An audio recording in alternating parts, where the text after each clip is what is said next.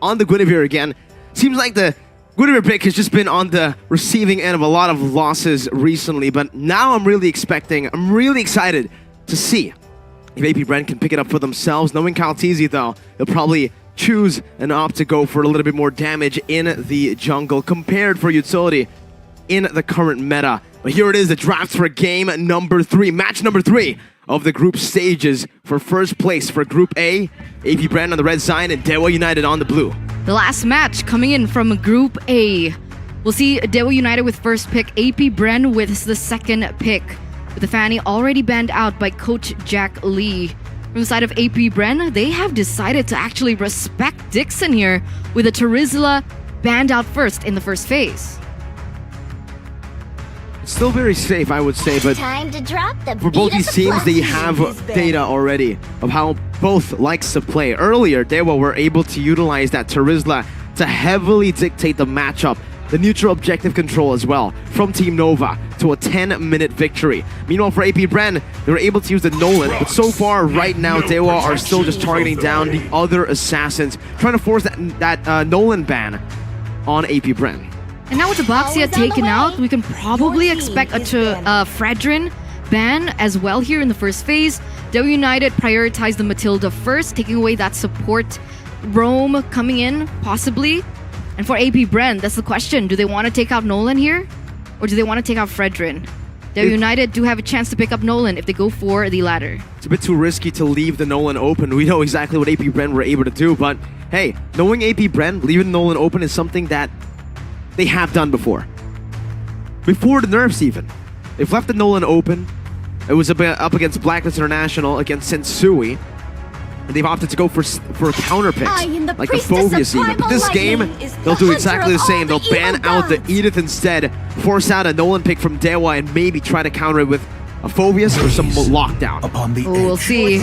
Alright, yes, Nolan gets locked in here from DEWA United, the Indo representative.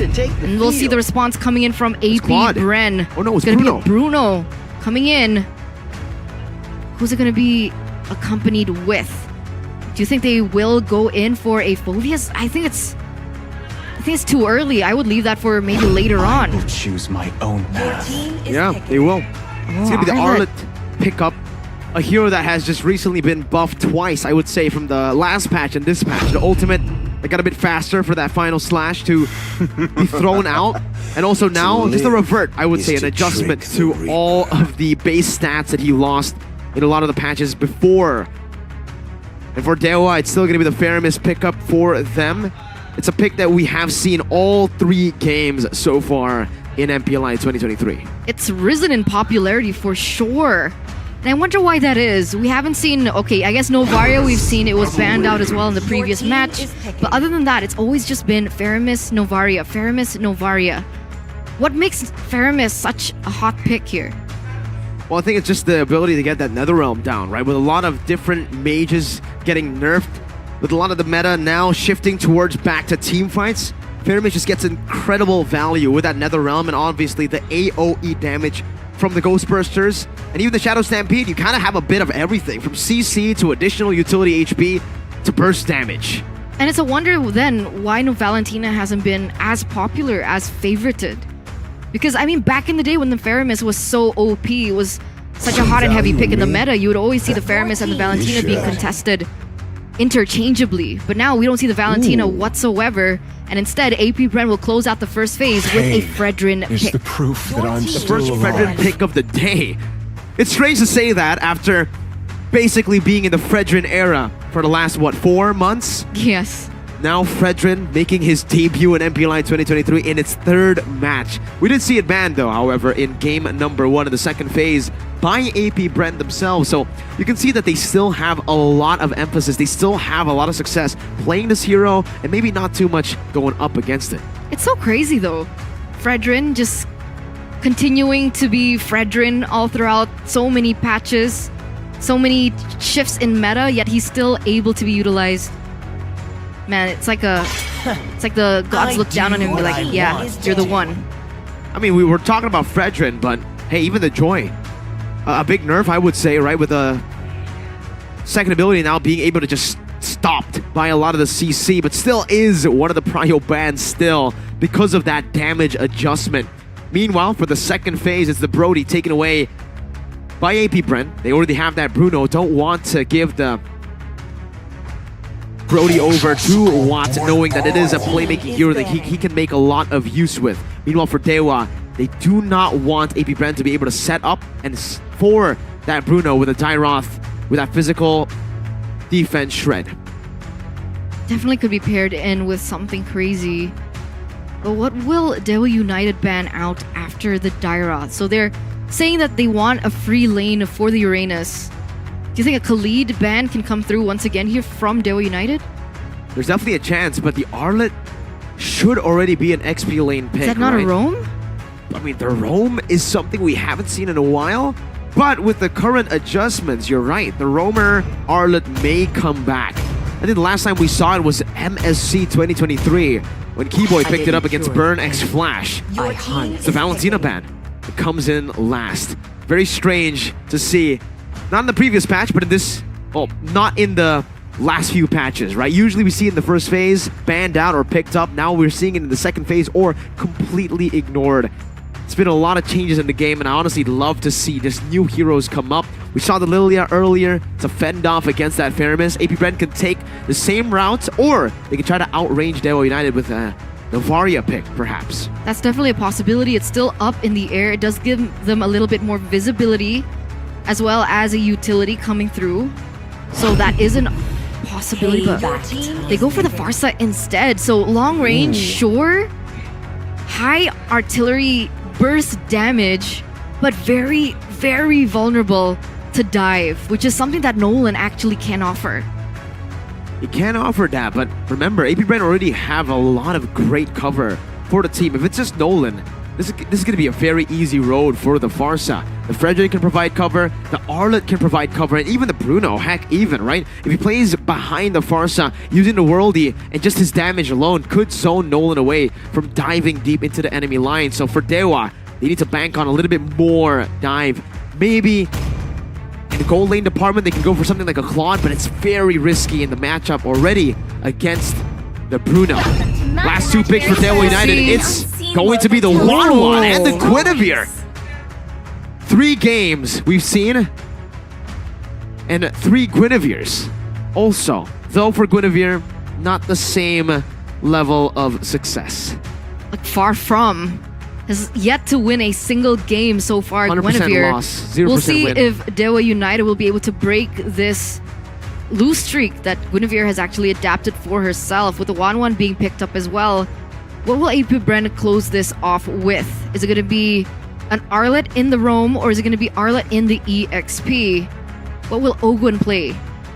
Safe choice should be just the XP Arlet. Pick up a roamer like, heck, even maybe something like a Minotaur would work. But they go for the Phoveus. There you go. And it's going to be an Arlet mid. Or no, Arlet roam. Just as you said it, Eterna, it's the Phoveus in the XP lane for Flap TZ, utilizing the flex pick all the way to the end and countering the Nolan in the very end. We saw this strategy in all the way from the first game, and it didn't work out the way that they planned. I mean, this was the exact same matchup, right? Uranus and Phoveus in that EXP lane. We saw the Phoveus in the early stage being heavily pressured, but of course the pilots are different now. It definitely could be a skill matchup that they can utilize. We'll see how this goes as the predictions. Very interesting. Oh, this is going to be really hard for DEWA. I feel like AP Bren might have just outdrafted DEWA already. Remember, it's not just the Nolan, it's the Wanwan as well. Oh, you're right. It's very, both these heroes reliant on dashes. Smash them. And with that, ladies and gentlemen, let's welcome you to match number 3, game number 1 in this best of 1 series between the Indonesian rep DEWA United and the Filipino rep AP Bren. With both of these teams being able to secure their wins today, one of their win streaks will break. We'll see who comes out on top in Group A. Wow. Early on already. Now it's going to be Ogwen who walks up into the enemy jungle, just trying to provide some utility, but yeah, it's also a Guinevere roam that's actually used up by Shaco here. Not the jungle that we usually see, so maybe that win rate can turn. Yeah, another plot twist here in the draft for DEWA United as well. They're basically saying you're not the only ones who can do it, but this Guinevere in the roam. Last time we saw it, I believe it was Godiva actually, who used the Guinevere as a roamer. But back then, you need that passive to still get the spatial migration knockup. This time, just with the spatial migration alone, you will be able to get a knockup. So, a more instant source of initiation for the Guinevere this time around.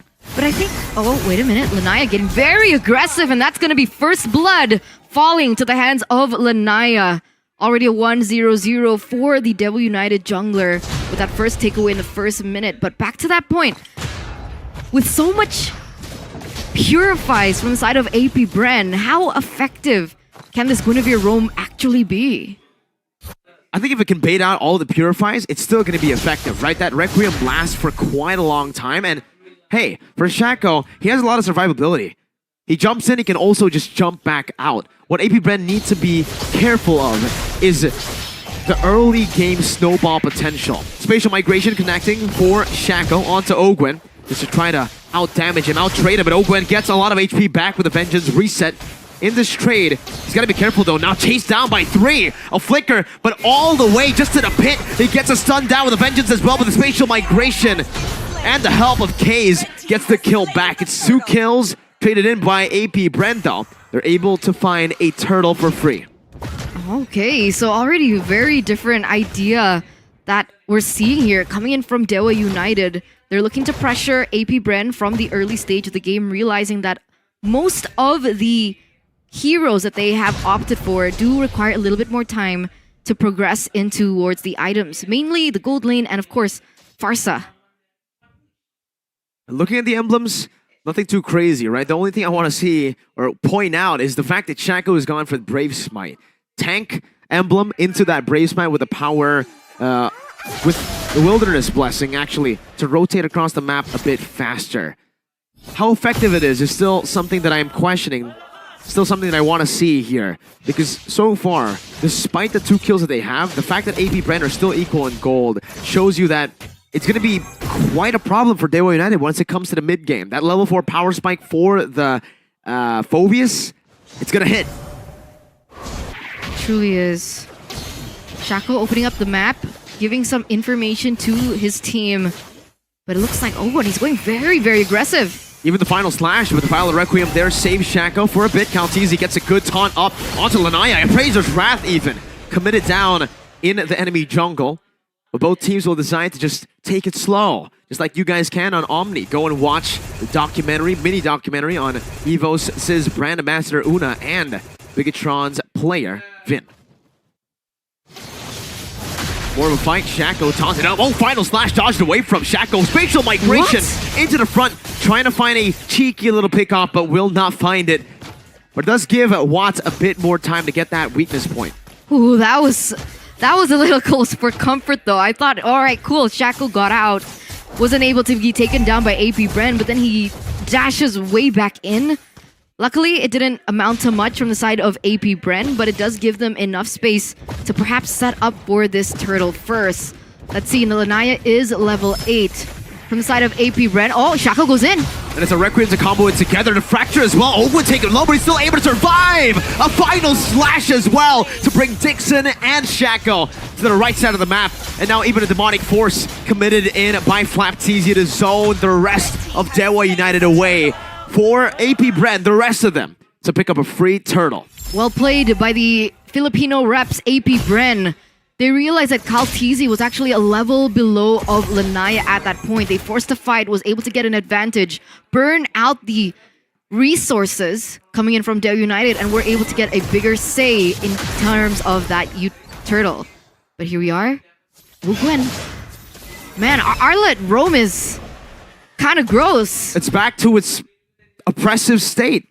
The adjustment to the base stats, right? That was really what kind of stopped Arlet from becoming a roamer anymore, because you have to build damage on this hero to actually deal damage.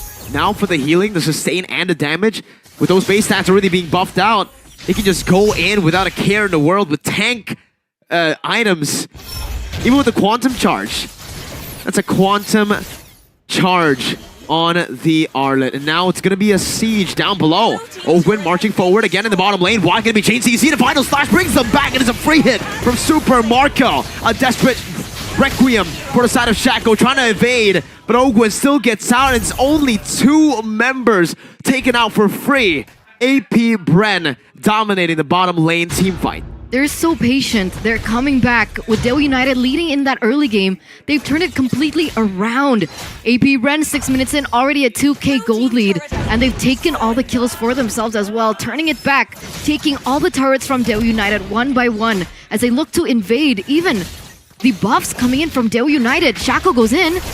Going for the orange buff steal. Karltzy, Appraiser's Wrath. The crossbow tang is ready, but look at the zoning from Super Marco.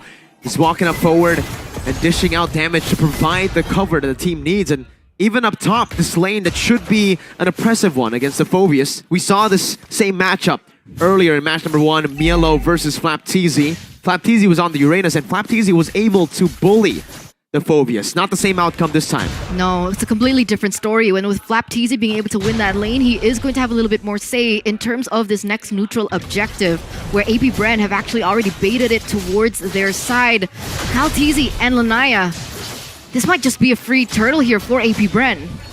DEWA have no way to get into this turtle pit unless Lanaya just dashes in, but now gets caught in the demonic force, chased down all the way. The more you dash, the more damage Flapteezy does.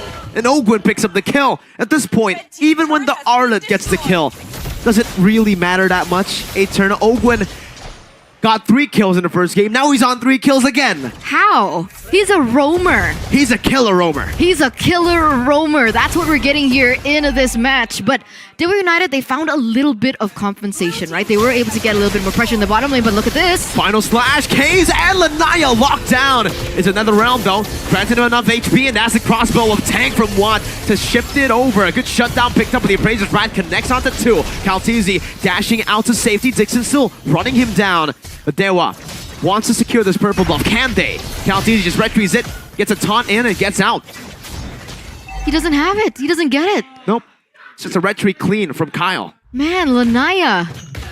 All his resources are being kept away from him by AP Bren, and to make it all worse, Super Marco will be able to secure a tower in that top side, propelling him even further in this game, with him already quite far ahead. Where is he at? Super Marco, 103 KDA so far. Not even a single time taken down. He's playing it chill because, again, in this matchup, it's already a pretty good matchup for the Bruno against the Wanwan. Especially when you're just trading, when you're just farming. The Wanwan is actually going to be the one losing out on, in a lot of these trades slowly. Why is that? Is it the poke coming in from Bruno? It's the damage and obviously also the dash. The dash that gets him to safety whenever the Wanwan tries to get an all-in. The only way Wanwan wins is if he gets the weakness point all around and get a crossbow tang in to win that trade. It's an all-in, not a trade. But against Bruno, it's almost impossible. As long as Super Marco times that dash properly, according to the first skill of Wanwan, there's a very, very low chance of Wanwan actually hitting that. And to make it worse, Super Marco actually has Purify. Yeah. So reset. Just in case all goes south, he can just pop in that Purify to completely deny all those weakness points. And Watt is caught in a disadvantage. And there you go, the Lord already just blitzed in by AP Bren, by the Bees. And that's going to be a free one over to the Filipino representatives. They're having a field day in the 9th minute of the game with the Lord spawning up top.